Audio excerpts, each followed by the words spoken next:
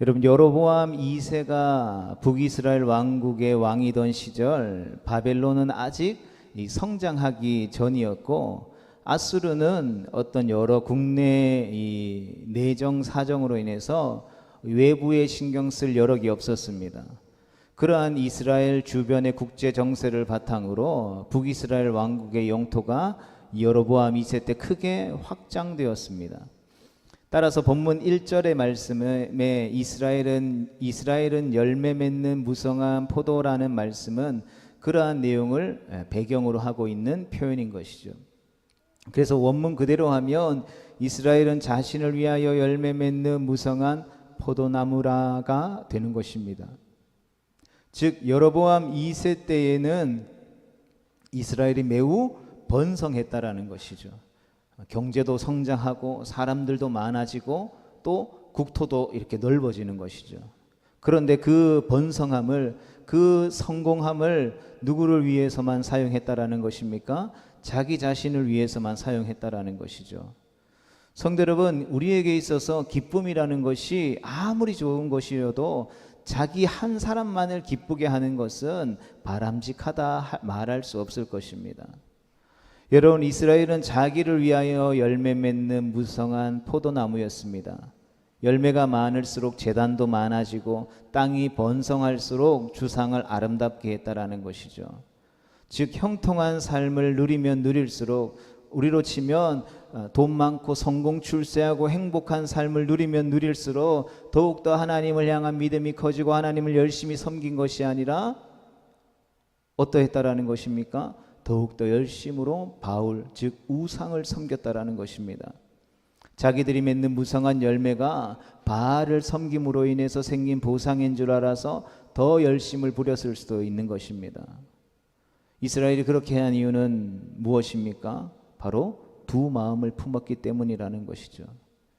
여러분, 이스라엘은 하나님의 택한 백성이기 때문에 그들의 마음에서 하나님이 없을 수는 없습니다. 그런데 바알도 있다라는 것이죠. 어떤 한 남자와 한 여자가 너무나도 사랑해서 결혼을 했습니다. 그런데 시간이 지나서 어떤 여자가 다른 남자를 좋아했다라는 것이죠. 그런데 이미 그 여인에게는 3명의 자녀들이 있을 만큼 그 먼저 사랑해서 결혼한 남자와의 삶이 있는 것이죠. 그런데 그 삶에 틈이 생겨지고 어느 날 그 틈으로 다른 사람을 향한 마음이 들어오게 된 것입니다. 많은 불륜을 저지른 사람들의 마음이 이런 마음인 것이죠. 내가 지금 나의 원래 남편을 사랑하지 않는 것이 아니라는 것입니다. 그런데 그 틈 마음으로 내 마음에 다른 남자가 들어왔다라는 것이죠. 그래서 이 남자도 사랑하고 저 남자도 사랑하는 것이죠. 요즘 TV 보면 이혼한 사람들, 이혼을 앞두고 있는 사람들 이야기들을 들어보면 다 그런 이야기들인 거예요. 이스라엘도 마찬가지라는 것입니다. 이스라엘이 그렇게 될 수밖에 없었던 이유가 두 마음을 품었기 때문이라는 것입니다.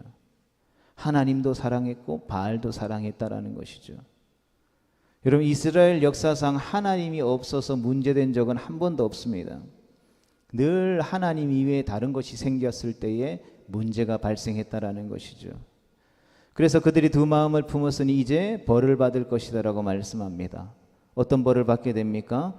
하나님이 그 제단을 쳐서 깨뜨려 버리시고 그 주상을 헐어 버리시겠다라는 내용인 것이죠. 양도 멀쩡하고 소도 멀쩡하고 포도나무, 감람나무, 무화과 나무가 다 멀쩡한데 여러분, 제단과 주상만 무너지는 법은 없는 것입니다. 그렇다면 제단과 주상이 의미하는 것은 무엇입니까? 바로 이스라엘의 소망을 대변해 주는 표현인 것입니다. 여러분, 소망이 무너진다는 것은 이스라엘의 파국이 닥친다는 뜻으로 결국 아수르의 침공으로 숱한 사람들이 죽고 집은 불타버리게 되는 것입니다. 계속해서 3절의 말씀을 보겠습니다. 그들이 이제 이르기를 우리가 여호와를 두려워하지 아니하므로 우리에게 왕이 없거니와 왕이 우리를 위하여 무엇을 하리요 하리로다. 아멘. 여러분, 이스라엘은 왕이 필요한 나라가 아닙니다. 왜냐하면 하나님께서 왕이시기 때문입니다. 그런데 이스라엘이 하나님의 간섭을 싫어해서 왕정이 시작되었습니다. 그래서 기브아 시대같이 했고 모든 악이 길갈에 있다라고 말씀하고 있는 것이죠. 그런데 난데없이 자기들에게 뭐가 없다라고 표현하는 것입니까? 왕이 없다라고 표현하는 것이죠. 이런 모순 같지만 이어지는 말씀을 보면 그렇지 않습니다. 왕이 없는 이유가 자기들이 여호와를 두려워하지 않기 때문이라고 하는 것이죠. 즉 왕은 있지만 하나님으로부터 통치를 위임받은 진정한 하나님을 섬기는 왕이 없었다라는 것입니다. 여러분, 하나님을 두려워하지 않으니 하나님으로부터 통치를 위임받은 왕이 있을 턱이 없는 것이죠. 여러분, 이재명 대통령이 대통령이 되고 1년이 지난 시점에서 공공연하게 이야기했죠. 이제는 차별금지법을 정부에서조차도 외국계에서 다 그런 것들을 하니까 우리나라도 이제 차별금지법을 제정해야 될 때가 온 것 같습니다. 여러분, 국회에 법을 만드는 사람이 이야기한 것이 아니라 대통령이 직접 그 이야기를 했다라고요. 그 말인 즉슨 무슨 말입니까? 더 이상 법을 만드는 국회의원들한테 더 이상 미루지 말고 빨리 통과시켜라 이야기인 것입니다. 여러분, 이제 그래도 그렇지 않을 거야 라고 말했던 교회와 성도들과 목사들은 무슨 말을 하겠습니까? 하나님이 합력하여 선을 이루실 거야 계속해서 그 말만 되풀이하고 침묵해야만 하겠습니까? 여러분, 하나님의 통치를 위임받은 왕이 없다라는 것입니다. 하나님의 다스림을 받지 않는 백성들이 하나님의 다스림을 받는 왕을 뽑을 수 있는 것이 말이 안 된다라는 것입니다. 백성들이 하나님을 두려워하지 않으니 하나님으로부터 통치받은 위정자가 세워질 수 있을 턱이 없다라는 것입니다. 여러분, 앞선 호세아 8장 4절에서 그들이 왕을 세웠으나 내게서 난 것이 아니며 그들이 지도자들을 세웠으나 내가 모르는 바라 했습니다. 이스라엘 백성들이 왕을 계속해서 세우는데 하나님의 백성들임에도 불구하고 하나님과 상관없는 왕을 계속 세웠다고요. 하나님과 관계없는 왕을 계속해서 세웠다라는 것입니다. 이 사람에게 나에게 유익을 줄 것인가? 이 사람에게 내가 줄을 잘 쓰면 성공 출세에 보장받을 수 있는가에만 하나님의 백성들이 관심을 기울였다라는 것입니다. 하나님의 말씀이 어떠한 왕을 세워야 하는지에 대한 분명한 기준을 세워주었음에도 불구하고 그러한 기준을 깡그리 무시한 채 하나님의 말씀을 들었음에도 불구하고 그것을 한 귀로 듣고 한 귀로 흘려버리고 내 마음이 원하는 대로 모든 하나님의 백성들이 자기 소견에 옳은 대로 행해버렸다라는 것이죠. 그런데 그들의 말이 참으로 괘씸합니다. 왕이 우리를 위해서 무엇을 하리요 했습니다. 자기들한테 왕이 없기도 하지만 있어도 소용없다라는 것입니다. 여러분, 지금 이스라엘의 상황이 어떠한 상황입니까? 호세아 선지자가 이스라엘 백성들한테 무슨 경고를 하고 있습니까? 제단이 깨뜨려지고 주상이 허물어지는 상황이라는 것입니다. 아수르의 침공으로 인해서 온통 나라가 아비규환인 상황이 되었다라는 것입니다.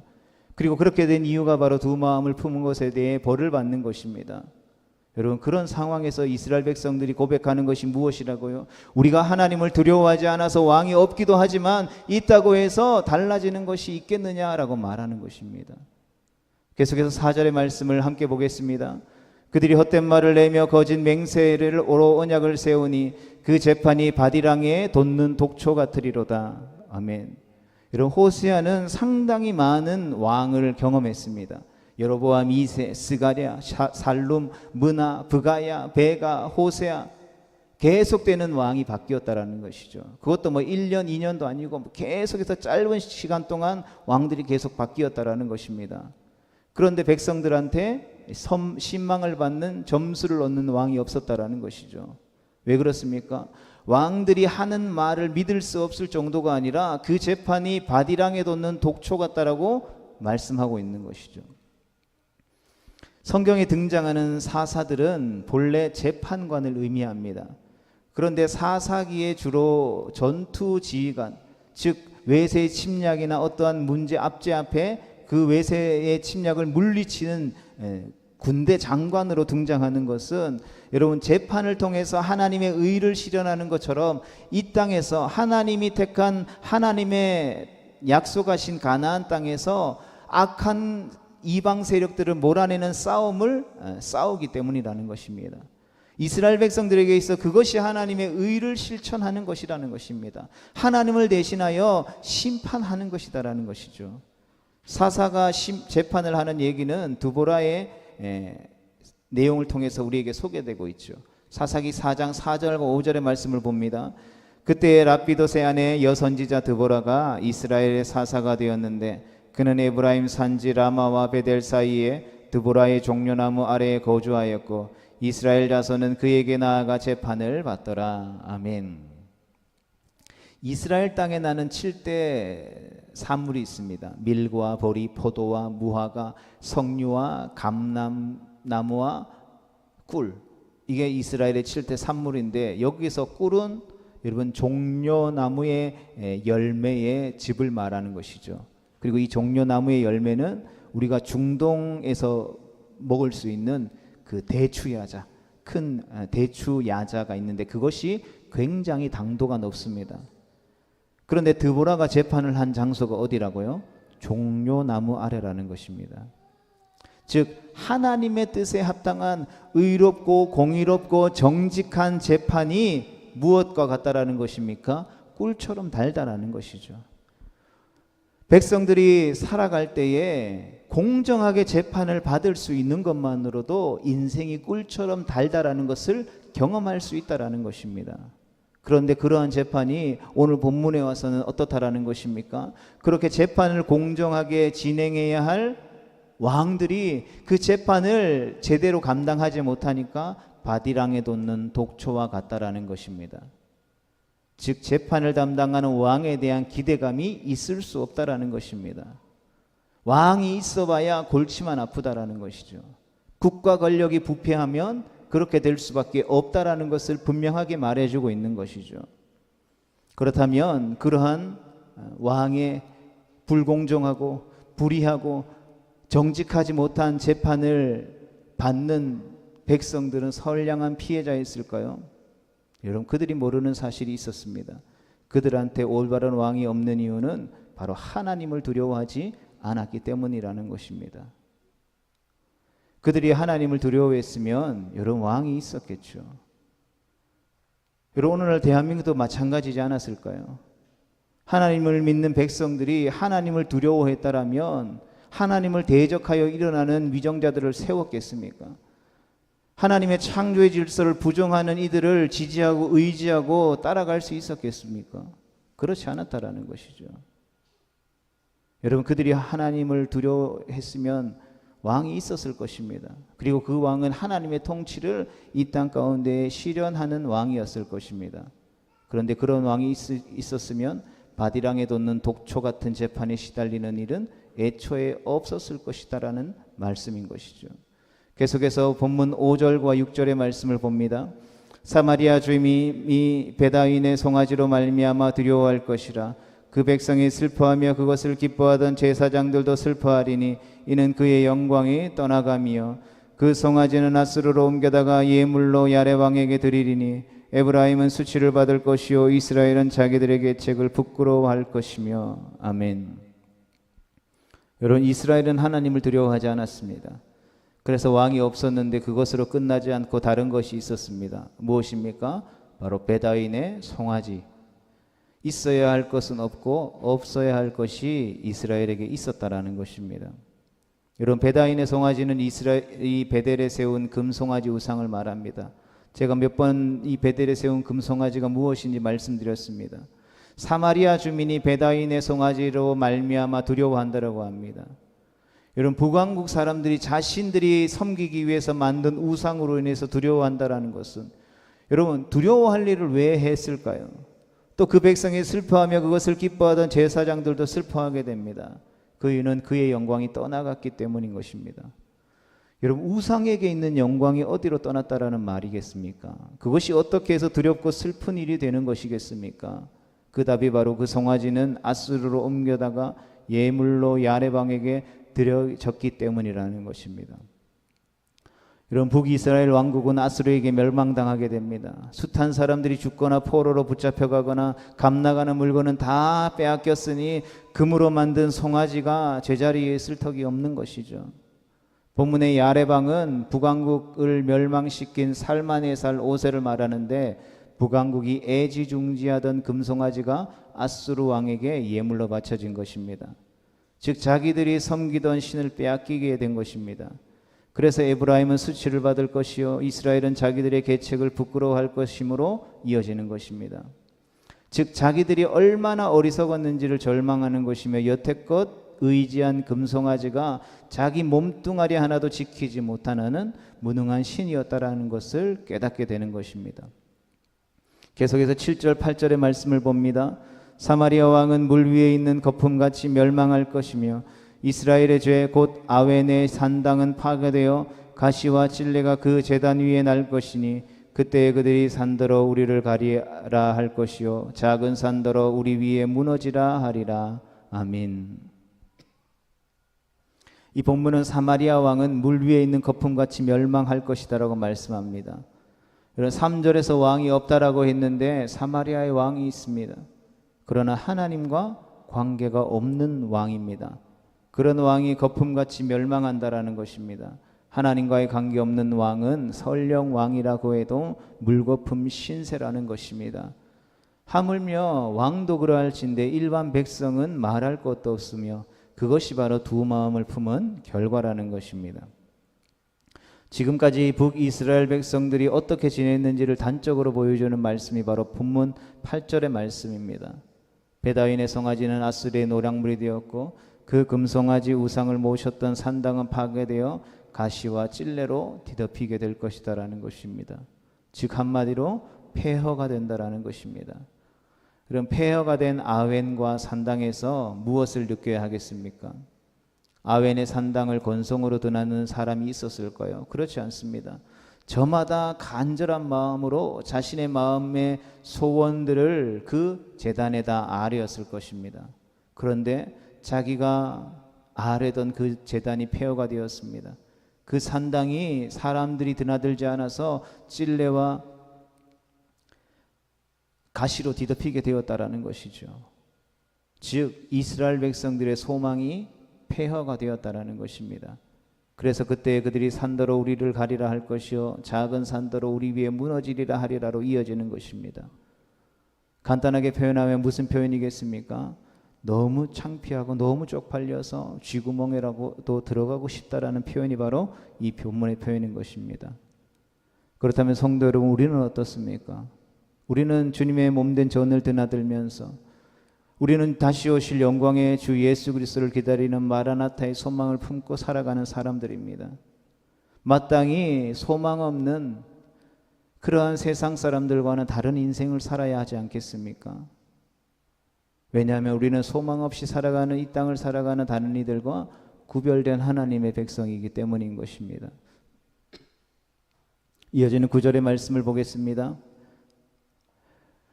이스라엘아 내가 기브아 시대로부터 범죄하더니 지금까지 죄를 짓는구나. 그러니 범죄한 자손들에 대한 전쟁이 어찌 기브아에서 일어나지 않겠느냐. 아멘. 옛적에 하나님은 이스라엘을 마치 광야에서 포도를 만난 것처럼 무화과 나무에 처음 익은 최상의 열매를 보는 것처럼 여겼습니다. 그런데 이스라엘은 바알브올에게 가서 부끄러운 우상한테 몸을 들였습니다. 이스라엘은 출애굽 직후부터 하나님 앞에 끊임없이 범죄했습니다. 그런데 본문은 달리 이야기합니다. 이스라엘이 기브아 시대, 즉 사사시대를 지나고 왕을 요구하며 사울을 왕으로 세웠던 그 기브아의 시대부터 범죄하더니 지금까지 죄를 짓고 있다라고 말씀합니다. 기브아 시대 이전의 범죄는 그리 대단하지 않았던 모양입니다. 즉 기브아 시대의 범죄가 모든 범죄의 완결판이라는 말인 것입니다. 기브아 시대는 이스라엘의 왕정과 관계 있는 것입니다. 사울의 고향이 기브아였습니다. 그런 면에서 호세아는 왕정에 대해서 매우 비판적입니다. 그런 비판 속에서 묻고 있는 것입니다. 이스라엘 백성들아, 너희의 진짜 왕이 누구냐라는 것입니다. 하나님을 거부하고 자기들의 욕심을 왕으로 섬기는 풍조가 기브아 시대부터 지금까지 조금도 달라지지 않았다라는 것입니다. 범죄한 자손들에 대한 전쟁이 어찌 기브아에서 일어나지 않겠느냐 말할 수밖에 없다라는 것입니다. 여러분, 아버지의 죄를 아들에게 감당하는 법은 없습니다. 그러나 범죄한 자손들에 대한 전쟁이 일어난다라는 얘기는 그 자손들 또한 그 아비와 마찬가지로 죄를 범했다라는 뜻인 것이죠. 하나님이 죄를 벌하는 가장 일반적인 방법은 이방을 통해서 한 징벌이었습니다. 전쟁이 다른 도시에서는 일어나지 않고 유독 기브아에서만 일어날 수는 없는 것입니다. 그러하기에 기브아 시대의 전쟁이라고 해서 기브아에 국한된 범죄가 아니라는 것을 말해주는 것이죠. 그러하기에 기브아 시대의 범죄와 한통속인 모든 사람들은 바로 이 모두 전쟁의 참상을 겪게 될 것이다라고 이 호세아 선지자가 경고하고 있는 것입니다. 계속해서 10절의 말씀을 같이 읽어보겠습니다. 내가 원하는 때에 그들을 징계하리니 그들이 두 가지 죄에 걸릴 때만 만민이 모여서 그들을 치리라. 아멘. 여러분, 지금까지 이스라엘이 유지될 수 있었던 유일한 이유는 하나님께서 이스라엘의 멸망을 기뻐하지 않으셨기 때문이라는 것입니다. 여러분, 하나님께서는 온 우주 만물을 창조하신 창조주 하나님이십니다. 오늘도 온 우주 만물을 다스리고 통치하시는 이 세상의 주인이십니다. 그런데 이스라엘은 자기들 나름대로 하나님을 배제한 채 잘 살아보려고 했습니다. 왕을 세우고 바알을 섬겼습니다. 그것은 노력이었습니다. 자기들의 소행을 하나님이 참고 계신 줄은 저는 몰랐다라는 것이죠. 그러나 하나님께서 결코 참고만 계시지는 않았습니다. 그 얘기가 바로 내가 원하는 때에 그들을 징계하겠다라는 것입니다. 여러분, 하나님이 아무 때나 징계할까요? 10절에서 언급되어지고 있는 두 가지의 죄가 어떤 죄인지는 명확하게 알 수 없습니다. 어떤 사람들은 단의 금송아지 우상을 만든 죄와 베델의 금송아지 우상을 만든 죄라고도 합니다. 또 어떤 사람들은 하나님께 죄를 범한 것과 이웃에게 범한 죄라고도 말합니다. 그러나 정확히는 잘 모릅니다. 이 중에 맞는 답이 없을 수 있습니다. 그러나 어찌되었건 하나님이 이방 족속을 들어서 이스라엘의 죄를 심판하시겠다라는 내용은 확실한 것이죠. 여러분, 하나님이 이스라엘을 심판하시기로 작정하셨다라는 얘기는 이스라엘이 그만큼 꾸준히 한결같이 엉망이었다라는 뜻입니다. 아무리 기회를 줘도 번번이 빗나가기 때문에 어쩔 수 없다라는 것입니다. 계속해서 11절입니다. 에브라임은 마치 길들이 남소 같아서 곡식 밟기를 좋아하나 내가 그의 아름다운 목에 멍에를 메우고 에브라임 위에 사람을 태우리니 유다가 밭을 갈고 야곱이 흙덩이를 깨뜨리리라. 아멘. 여러분, 타작을 하는 방법 중에 소로 하여금 곡식의 단을 밟게 하는 방법이 이 고대 근동 지방에 있었습니다.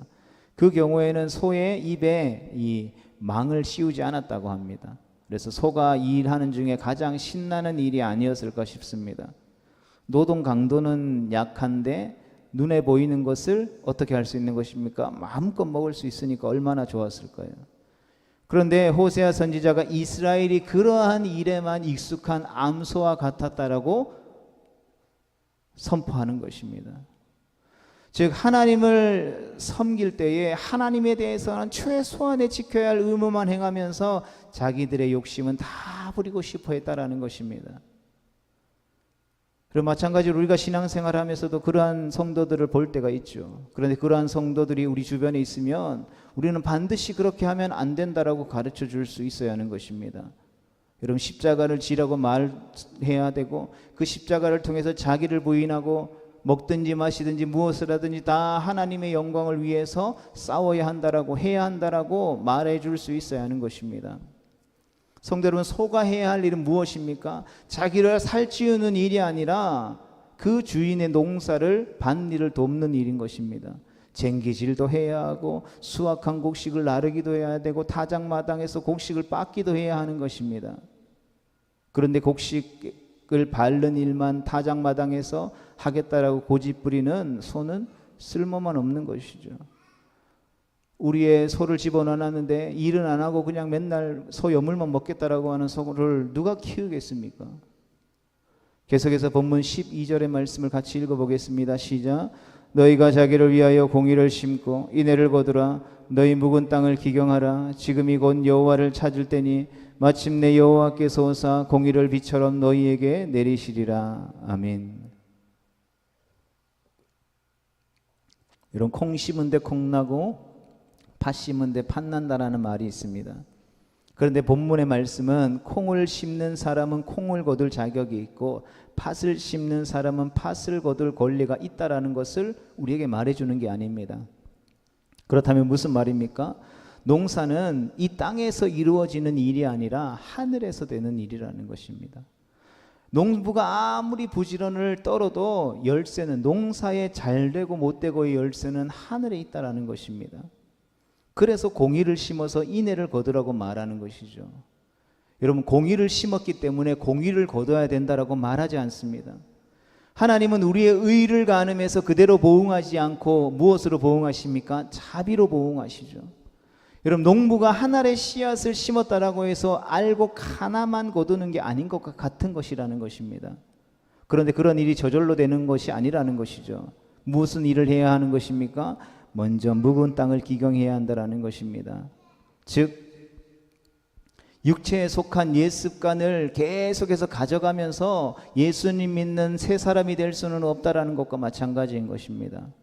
그러하기에 지금은 자기들이 그동안 섬겼던 금송아지 지를 찾을 때가 아니라 진정한 왕이 되시는 하나님을 찾을 때라고 호세아 선지자가 외치고 있는 것입니다.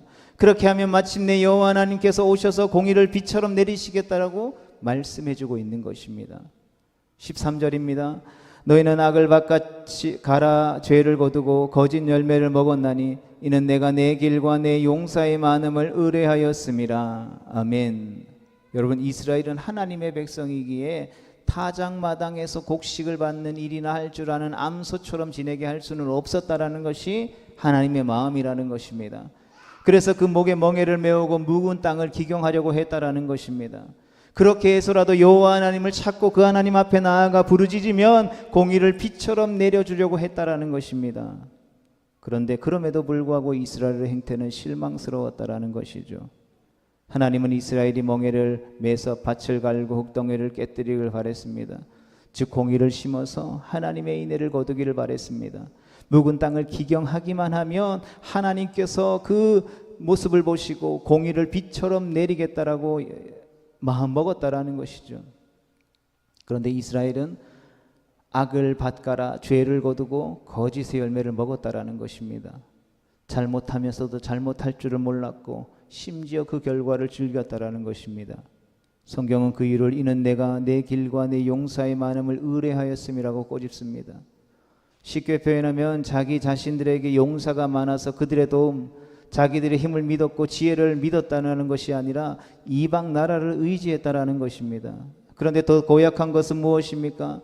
자기들에게 있는 조그만한 힘을 의지하다가 힘이 없으면 하나님을 찾고 하나님을 의뢰하고 하나님의 도움을 구하는 것이 아니라 이방 나라의 용사를 의지할지언정 하나님을 찾고 구하고 의지하지는 않았다라는 것입니다. 즉 이스라엘의 마음에 하나님이 없었다라는 것입니다. 그들은 자기의 소견에 옳은 대로 하고 싶은 대로 할 뿐이었다라는 것입니다. 즉 세상 사람들이 예수님이 믿어야 구원받습니다라고 복음을 전함에도 불구하고 그 복음을 들을 때에 내가 내 힘으로 살다가 죽어서 지옥 갈지언정 예수 믿고 구원받아 천국에 가는 일이 없을 것이다라고 공견하게 말하고 다니는 모습과 별반 차이가 없는 것이라는 것이죠. 본문 14절의 말씀을 계속해서 봅니다.